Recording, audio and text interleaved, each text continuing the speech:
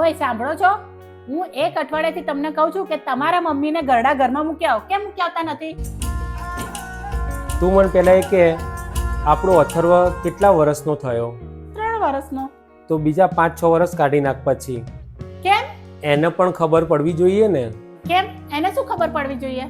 એને એ તો ખબર પડવી જોઈએ ને કે પોતાના મા બાપને જ્યારે ઘરડા ઘરમાં મૂકવા જવાનું હોય તો શું શું સામાન પેક કરી આપવાનો હોય છે. પણ એ આ બધું કેમ શીખે? જે રીતે તું તારા છોકરાને મોટો કરે છે, મને પણ મારી મમ્મી એ રીતના જ મને મોટો કરેલો છે. ભવિષ્યમાં આ સમય તારી ઉપર પણ આવશે. તારા દીકરાની વહુ તને પણ ઘરડા ઘરમાં મૂકવાની વાત કરશે તો તારા ઉપર શું વીતશે? મેં તો તને આવનાર સમય વિશે કહી દીધું. હવે તું વિચાર એટલે તારે શું કરવું છે. જો તમે તમારા મા બાપને ઘરડા ઘરમાં મૂકવાનું વિચારતા હોય ને તો વિચારી લેજો કે ભવિષ્યમાં તમારા છોકરા તમારું જોઈને જ તમને પણ ઘરડા ઘરમાં મોકલશે. એટલા માટે ચેતી જજો. જય શ્રી કૃષ્ણ.